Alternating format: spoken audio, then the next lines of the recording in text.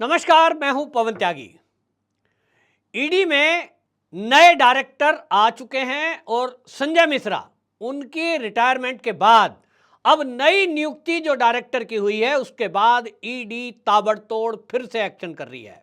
जहां एक तरफ आम आदमी पार्टी के संजय सिंह को ईडी ने गिरफ्तार कर लिया है, वहीं अभी आपको बता दें कि टीएमसी के महासचिव और ममता बनर्जी के भतीजे अभिषेक बनर्जी को भी अभी ईडी ने सम्मन भेजा है।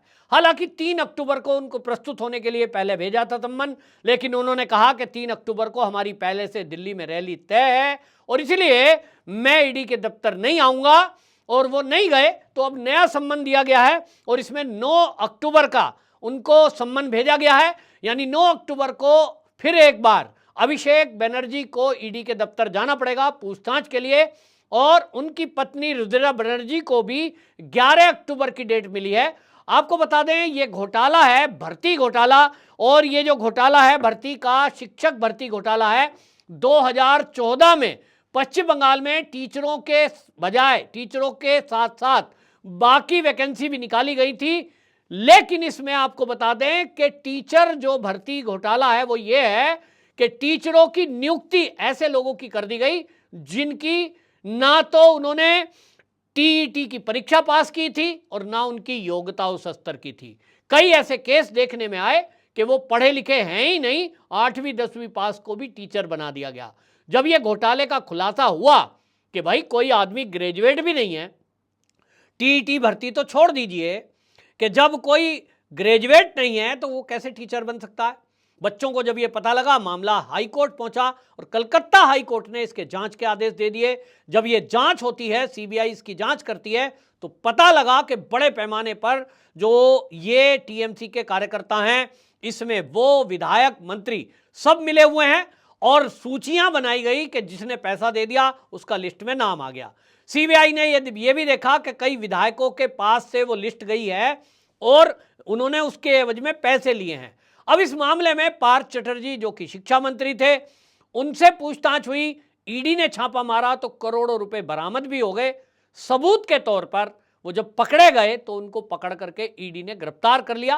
केस चल रहा है, लेकिन उनकी जमानत तो होने का सवाल ही नहीं है, क्योंकि ईडी का मामला बड़ा सख्त है। अब इसी मामले में अब ये कहा जा रहा है कि इसमें गिरफ्तारी कई हो चुकी हैं, क्योंकि शिक्षा विभाग के इसमें कई अधिकारी जेल के अंदर बंद हैं। उन्होंने सबने बता दिया कि ये जो पैसा इकट्ठा हुआ है, कई विधायकों ने बाकायदा, ऐसा कहा जा रहा है, मुझे नहीं पता इसमें सच क्या है क्योंकि मामला कोर्ट में है, लेकिन ईडी के सूत्र ये कह रहे हैं कि इसमें जो हमने गिरफ्तारियां की हैं उन लोगों ने लिख के दिया है, उन लोगों ने ईडी को बताया है कि ये सब जो पैसा इकट्ठा हुआ ये तो मंत्री जी को गया है या तो अभिषेक बनर्जी को गया है। अब अभिषेक बनर्जी के खाते चेक हुए, उसमें कुछ ट्रांजैक्शन ऐसी मिली हैं, और उनकी पत्नी रुद्रा बनर्जी के खाते में भी कुछ पैसे ऐसे मिले हैं जिसके बारे में जब ईडी ने इनसे पूछताछ की तो वो संतोषजनक जवाब नहीं दे पाए। कुछ ट्रांजैक्शन विदेश से भी आई है, माना जा रहा है कि वो कोयला घोटाले की हैं। अब दोनों मामलों में ये जांच चल रही है, इसलिए अब ये सम्मन भेजा गया है। लेकिन आप जैसा कि सुनते हैं, अरविंद केजरीवाल जी की पीसी सुन लीजिए, संजय सिंह की गिरफ्तारी पे सुन लीजिए कि हम बहुत ईमानदार हैं, हमको काम नहीं करने दिया जा रहा, देश के प्रधानमंत्री मोदी डर गए हैं, या फिर कहेंगे अडानी के मामले पर क्यों नहीं बोल रहे। भाई अडानी अगर गलत है तो उस पर सुप्रीम कोर्ट में केस गया है और अडानी के मामले में सेबी जांच कर रही है, वो सब अपनी रिपोर्ट रखेगी, लेकिन तुम अपनी बात करो। अगर कोई 2 चोर पकड़े जाते हैं तो तीसरा व्यक्ति ये नहीं कह सकता साहब वो जो 2 पकड़े गए हैं पहले उन पर कार्रवाई करो, मुझे बाद में पकड़ना, ये कोई दलील नहीं होती है। और इसलिए जब अब आम आदमी पार्टी पे जहां एक तरफ कार्रवाई हो रही है, तो अब आप समझ लीजिए कि टीएमसी के ये जो अभिषेक बनर्जी हैं ये भी अब जेल की सलाखों के पीछे जाते हुए दिख रहे हैं।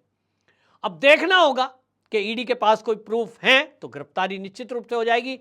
काफ़ी दिनों से ये लोग कह रहे हैं, जो कि पुरानी बात है, कि सब हमारे खिलाफ कोई केस ही नहीं है और अगर ऐसा हुआ तो हम इस्तीफा दे देंगे।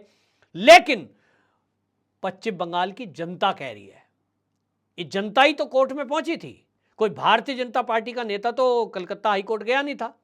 जनता ने बाकायदा इसको लेकर, जो बच्चे हैं जिन्होंने रियल में सालों साल इसकी तैयारी की थी, ऐसे कई गरीब बच्चे हैं जिन्होंने इसकी तैयारी के लिए कर्जा लिया, कोचिंग सेंटर गए, कईयों ने अपनी जमीन बेच दी।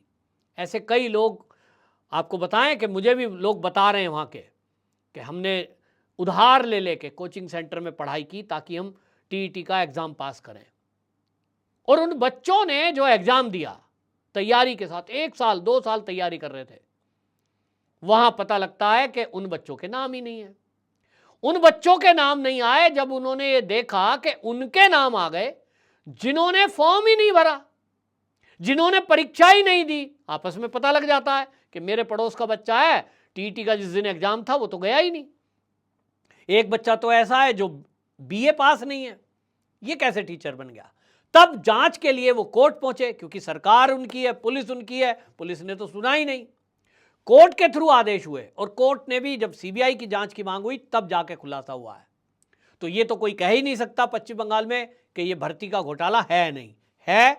पैसे भी मिल गए, मंत्री जी जेल में भी हैं और कोर्ट ने उनको जमानत भी नहीं दी है। तो जब जमानत नहीं दी इसका मतलब सबूत है।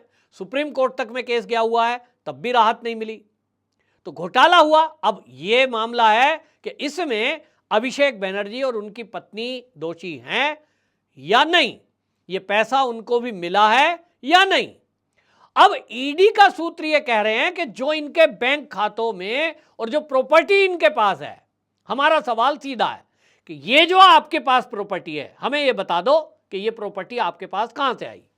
आपने भर्ती घोटाले में रिश्वत नहीं ली, आपको किसी एमएलए ने, किसी मंत्री ने पैसा नहीं दिया, मान लिया, लेकिन आप ये बता दीजिए कि जो आपने विदेशों में प्रॉपर्टी खरीद रखी है, जो पश्चिम बंगाल में प्रॉपर्टी खरीद रखी है, किन्हीं कंपनी में आप डायरेक्टर थे, वहां शेयर ले रखे हैं, ये कहां से लाए, इस पैसे का हिसाब दे दो। ईडी का सीधा सवाल है, आपके पास कोई भी देश का आम नागरिक, ईडी अगर उसके पास कंप्लेंट जाती है कि इसके पास ऐसी संपत्ति है जिसका कोई सोर्स पता नहीं है, ईडी सीधा सवाल पूछती है, भाई तेरे पास ये प्लॉट, मकान, दुकान, ये जो पैसा है इसका हमें हिसाब दे दो। आप या मैं कोई होंगे, हम अगर एक कोई मकान खरीदते हैं, आप में से बहुत सारे लोगों की कोई दुकान या फैक्ट्री भी होगी, तो अगर हमसे income tax department, ED, CBI कल को पूछ सकती है, भाई मैं एक मकान में रहता हूं जो मैंने खरीदा है, मेरे से अगर आज मेरे मकान खरीदने के 10 साल बाद भी कोई ईडी सीबीआई पूछे कि आप ये बताइए पवन त्यागी जी कि आपने जो ये मकान खरीदा है ये पैसा आप कहां से लाए, तो मैं सीधा बताऊंगा, मुझे डेट याद है, मुझे सन याद है, मैं कहूंगा जी मेरे इस बैंक खाते से मैंने ये पैसा निकाला, ये मेरे पास रजिस्ट्री है, जिससे मैंने खरीदी उसका नाम पता इस रजिस्ट्री में दर्ज है, और ये पैसा मेरे पास कहां से आया, ये मेरी आमदनी है जो मैंने जोड़ा। सीधा दिखेगा अकाउंट में पैसा जुड़ता हुआ, निकलता हुआ, कोई छुपाव नहीं है।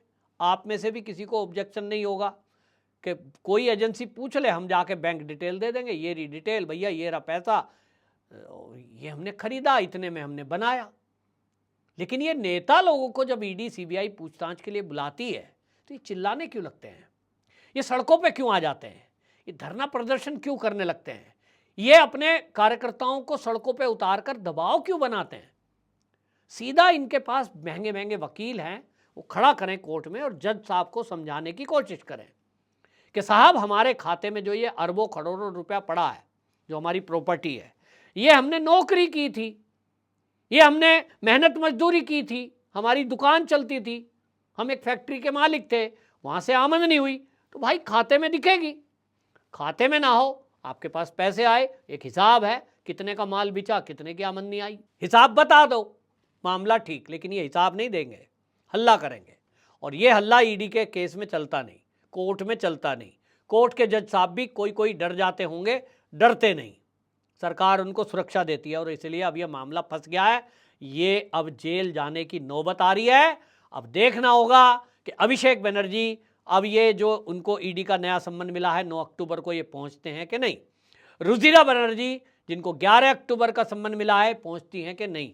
अब जो सूत्र कह रहे हैं वो ये कि ये फाइनल पूछताछ है और इसमें अब ईडी ने पूरे सबूत जुटा दिए हैं, अब ये जेल से बाहर आने वाले नहीं है। और आपको मैं याद होगा, मैं पहले ही बता चुका कि 2024 का चुनाव आने वाला है, इसके पहले ईडी, सीबीआई, एनआईए, राज्यों की पुलिस बहुत सख्त कदम लेने वाली है।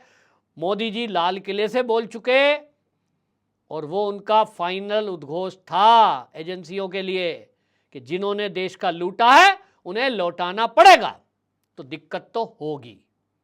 देखते हैं कौन कौन नेता अभी जेल जाते हैं। वंदे मातरम।